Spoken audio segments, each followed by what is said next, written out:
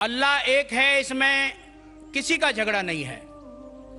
اس کی عبادت کرنی چاہیے، اس میں کسی کا جھگڑا نہیں ہے. جھگڑا ہے لائف سٹائل کا، جھگڑا ہے کلچر کا، سنسکرتی کا. اور ہر مذہب اپنی سنسکرتی کو اللہ سے جوڑتا ہے کہ اللہ یہ کہہ رہا ہے. کیا اللہ ٹائم پر نئی نئی باتیں کہتا ہے، یا پرانے ٹائم میں جو کچھ کہہ دیا گیا ہے وہی سچ ہے، یا آگے فیوچر میں کچھ اور نئی باتیں بھی کہے گا؟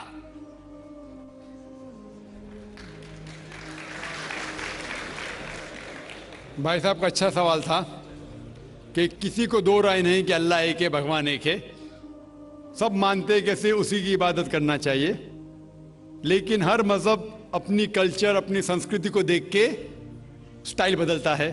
تو اللہ تعالیٰ جو پہلے کہہ چکا وہ ابھی بھی سیم ہے کہ ٹائم پہ بدلتا ہے. بھائی صاحب کا سوال اچھا ہے، لیکن یہ کہنا چاہتا ہوں جواب دینے کے پہلے. ان بھائی صاحب نے کہا کہ سب مانتے ہیں کہ اللہ ایک ہے.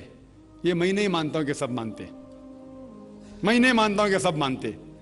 یہ میرا فیلڈ ہے، یہ میرا فن ہے غیر مسلم سے بات کرنا. میں یہ نہیں مانتا ہوں کہ ہر غیر مسلم مانتے اللہ ایک ہے، کہ بھگوان ایک ہے. کئی لوگ بھگوان میں مانتے ہی نہیں، ناستک کہتے. اور جو لوگ کہتے بھگوان میں مانتے ہیں، ہر کوئی ایک میں نہیں مانتا. کتنے لوگ 3 میں مانتے، کتنے لوگ 100 میں مانتے، کتنے لوگ سب کچھ بھگوان مانتے. تو پہلے آپ کے جو سوال کا جو پہلا تھا، ہر انسان مانتا ہے بھگوان ایک ہے، اس سے میں متفق نہیں ہوں. دوسری چیز کہ سب ایک ہی بھگوان، ایک ہی ایشور کو پوچھتے ہیں کہ عبادت کرتے، یہ بھی میں نہیں مانتا ہوں. یہ بات ہے کہ اکثر لوگ مانتے کہ بھگوان ایک ہے، یہاں تک کہ تو صحیح ہے، اکثر سب نے اکثر، لیکن ایک ہی بھگوان کو پوچھتے یہ بالکل غلط ہے. سب لوگ ایک بھگوان کو نہیں پوچھتے. مثال کے طور پہ اکثر قرآن کی آیت ہے کہ جو لوگ کہتے ہیں کہ ایک بھگوان کو مانتے ہیں لیکن اور کو بھی پوچھتے ہیں، اسے کہتے ہیں شرک.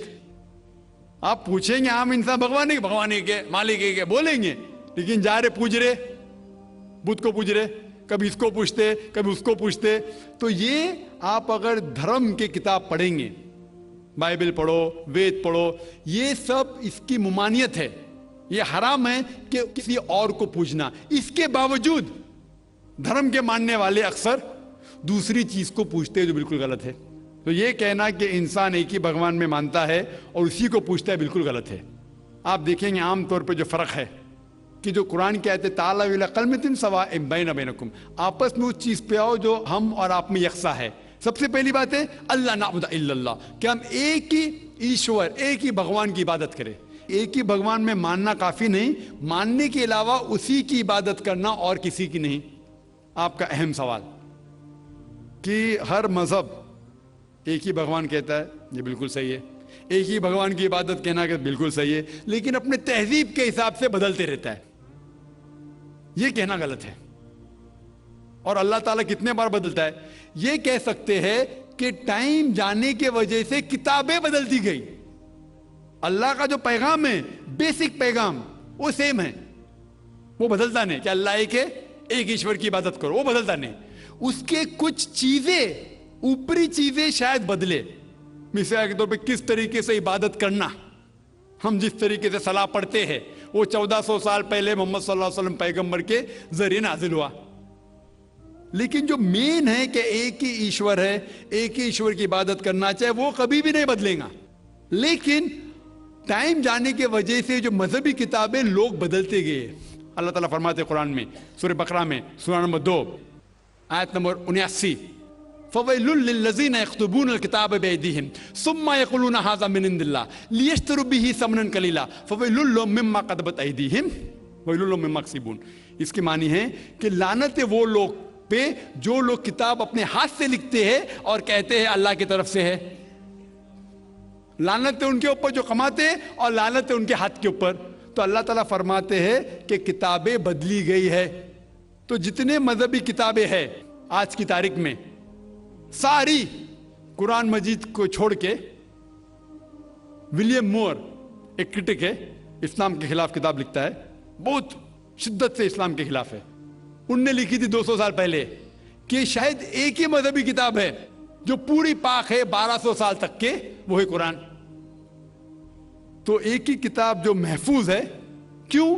اللہ سبحانہ و تعالیٰ کہتے ہیں قرآن میں سورہ ہجر میں سورہ نمبر 15 آیت نمبر 9 میں کہ میں نے قرآن نازل کیا ہے اور میں اس کی حفاظت کروں گا. جتنے پہلے کتابیں آئے وہ وقت کے حساب سے بدل دیے، اور اللہ سبحانہ و تعالیٰ نے اسے محفوظ رکھنے کی ضرورت سمجھا ہی نہیں. کیوں؟ کیونکہ جتنے پیغمبر محمد صلی اللہ علیہ وسلم کے پہلے آئے وہ پیغمبر صرف اپنی قوم کے لیے آئے اور کچھ وقت کے لیے آئے، تا قیامت تک نہیں. عیسیٰ علیہ السلام صرف یہود کے لیے آئے، موسیٰ علیہ السلام اس وقت کے لیے آئے. جتنے پیغمبر آئے اپنی قوم کے لیے آئے اور کچھ محدود وقت کے لیے آئے، ایک قوم کے لیے آئے. لیکن محمد صلی اللہ علیہ وسلم آخری پیغمبر صرف مسلم یا صرف عربوں کے لیے نہیں آئے، ساری انسانیت کے لیے آئے. اور جو کلام ان کے ذریعے نازل ہوا اللہ سبحانہ قرآن، وہ صرف مسلم کے لیے نہیں اور صرف اس وقت کے لیے، وہ ساری انسانیت کے لیے اور تا قیامت تک ہے. تو کیونکہ یہ کتاب محفوظ رکھنے والی کتاب ہے، یہ کتاب کبھی نہیں بدلیں گی، یہ آخری ہے. اور اللہ تعالیٰ فرماتے سورہ مائدہ میں سورہ نمبر 5 آیت نمبر 3 میں کہ میں نے انسانوں کے لیے اسلام چنا اور ان کے لیے یہ مذہب سب سے بہترین مذہب چنا، اور یہ مکمل ہو گیا. اس کے بعد کچھ چیز نئی نہیں آئیں گی اور کچھ چیز نکالی نہیں جا سکتی. تو پہلے جتنے کتابیں آئے، جتنے نازل ہوئے اللہ تعالیٰ کے، وہ بدلتے گئے کیونکہ اسے محفوظ رکھنے کی ضرورت تھی نہیں، کیونکہ وہ پیغام پورا مکمل پیغام تا قیامت تک تھا ہی نہیں. لیکن آخری پیغمبر محمد صلی اللہ علیہ وسلم 1400 سال پہلے آئے، ان کا جو پیغام ہے اور جو کتاب نازل کی گئی قرآن، وہ تا قیامت تک ہونے والی تھی، اسی لیے اسے محفوظ رکھا گیا ہے. تو اللہ سبحانہ و تعالیٰ نے 1400 سال پہلے سمجھے کہ یہ وقت ہی صحیح ہے کہ انسانیت اس درجے پہ پہنچ گئی کہ وہ قرآن کو سمجھ سکے.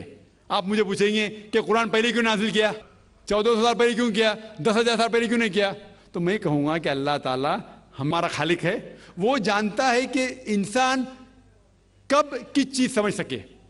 مثال تو میرا بیٹا کہیں گا کہ مجھے ڈاکٹر بننے کا ڈائریکٹ میڈیکل کالج میں ڈالو، میں بولوں گا پہلے 10th کرو، اسکول جاؤ، پھر کالج جاؤ، پھر میڈیکل کالج جاؤ.